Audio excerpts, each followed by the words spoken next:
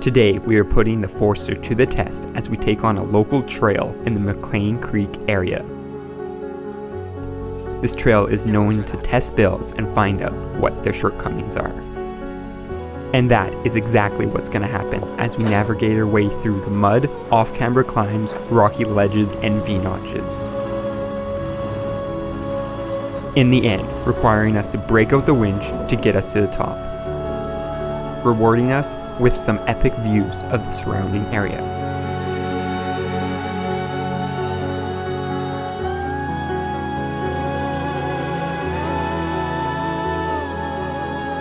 This is one trail run you aren't going to want to miss, so let's get going.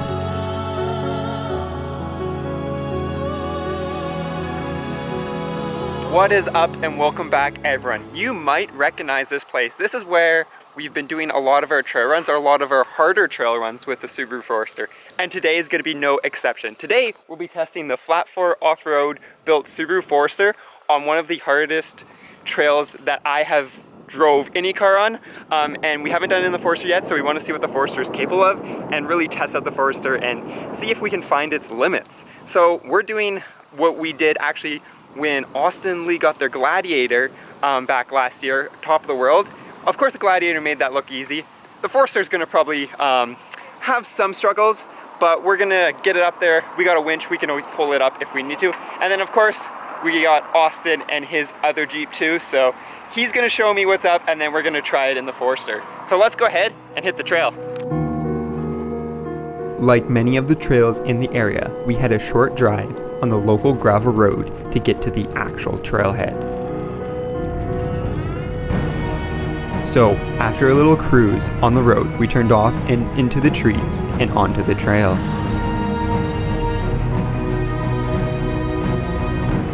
Here, the trail's deceiving with not much of a challenge.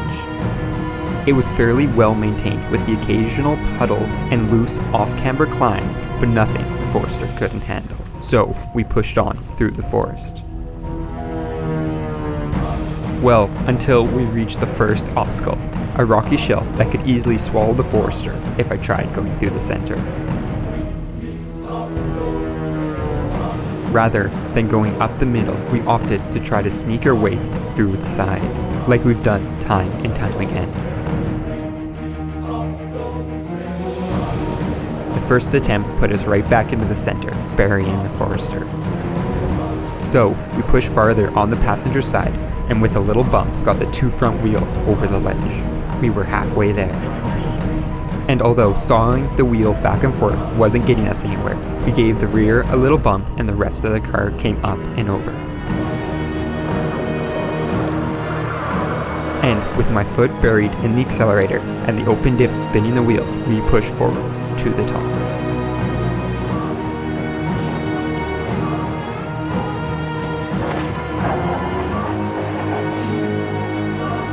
Well, that turned out to be better than I was expecting, actually.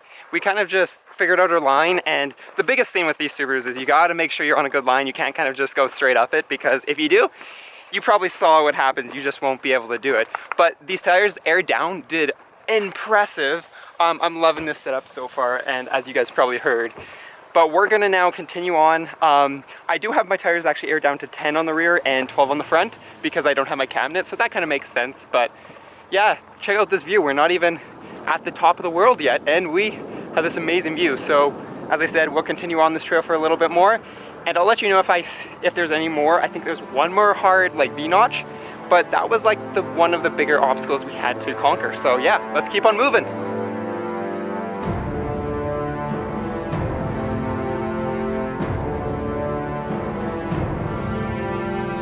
So we pushed forwards, moving up more loose climbs, well, until we met the V-notch.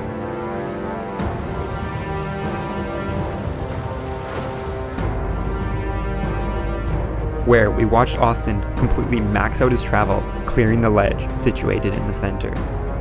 With a fair amount of doubt, we pushed forwards up the notch without issues. Well, until we hit the ledge.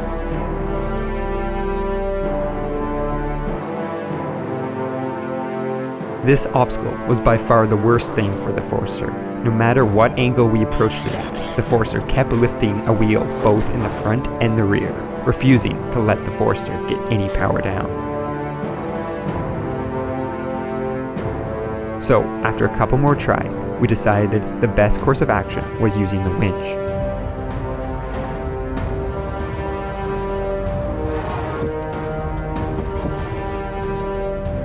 With the winch now powered up and hooked to the nearest tree, we slowly pulled ourselves out of a literal hole.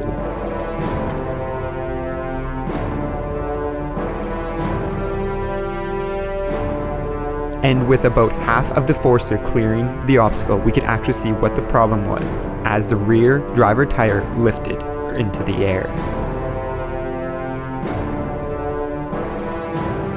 And now with all four wheels back on the ground, we could drive our way out of the notch and on to the next obstacle.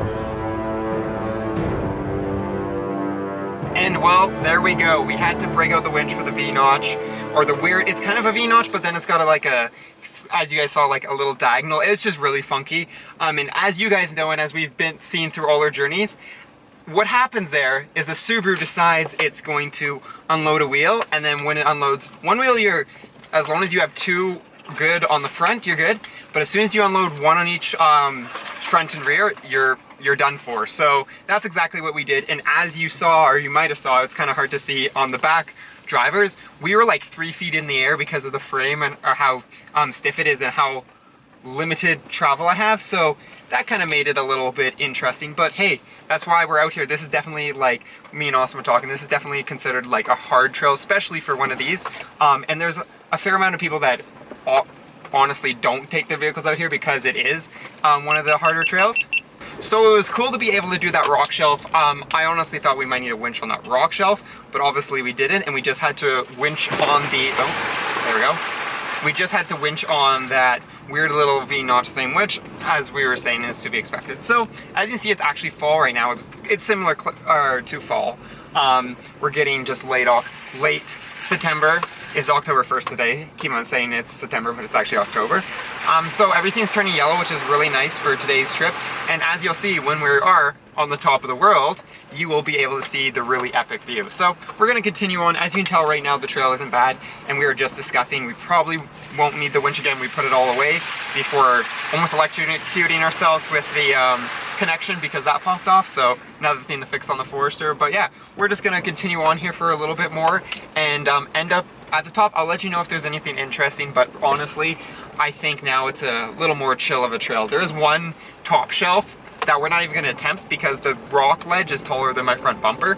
So how's that gonna work? So maybe we'll have to do it when the Forester's a little bit more lifted. And with the notch out of the way, we were home free. Well, almost. After another calm drive through the forest, we had a section of rocks. Well, they didn't look impossible, looked rough. So we slowly bounced our way up, choosing our line carefully to ensure that where we were going was going to clear almost everything.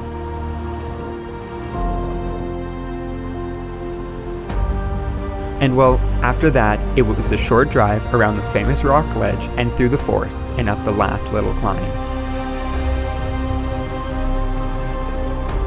And while this last climb looked steep, it was relatively smooth, allowing the Forester to keep all four wheels on the ground and climb it with ease.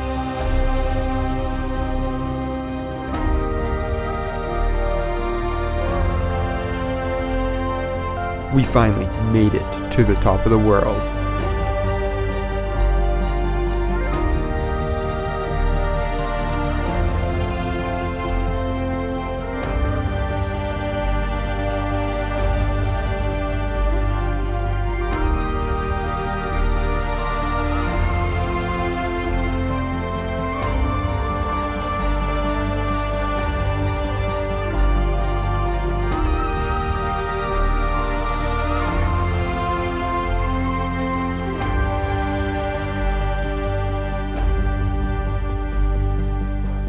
And well, there we go. The Forester's officially at the top of the world. And check out this view. It is awesome. So as I said, the hardest thing there was probably that V-notch where we had to kind of pull out the winch and winch the car up because, well, 3 feet on the rear tire wasn't gonna let me move up. But Austin made it up, no problem at all. That's kind of to be expected with that vehicle now. It's performing awesome, as you guys seen in the Radium trip. But yeah, this is where we get to turn around. Well, we can't go any higher, so it kind of makes sense to turn around. But as you can see, fall colors are starting to show up, so that's pretty cool. And the Forester, actually, as I said, has been doing pretty well, so that's awesome. It's definitely taken some more hits on, well, the skid plates, obviously, and then I think on the pinch weld on the one side. But, you know, that's to be expected when you're trying to get a Forester to the top of the world. And, well, we're back on our way down. Because we have gravity on our side, it definitely makes stuff easier, because obviously we don't need to fight gravity. But the only issue with that is it does make a lot of stuff sketchier. But when you're doing like technical descents down some of this like terrain, you don't want to kind of go sideways and like slide down the hill. There's my skid plate. Because, well, that's not going to end very well. So essentially, because we're going downhill, we still got to be careful. It just makes stuff easier. And also, because you have speed, you do exactly what I did, and you hit your skid plate all the time because you're not thinking as much. You're just kind of casually cruising because you're like, oh, this is easy, no problem, blah, blah, blah. And then you hit something because you're not paying attention. And after enjoying the great view, it was time to make our way down, which, as I always say, wasn't much of a challenge.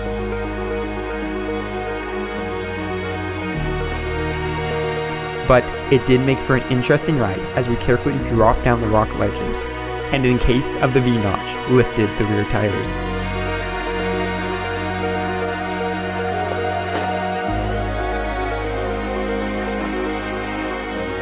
But upon clearing it, we quickly made our way down the rocky sections, through the descents, and through the puddles. And after navigating our way down the first obstacle, we were back on the gravel road, heading towards the trailhead.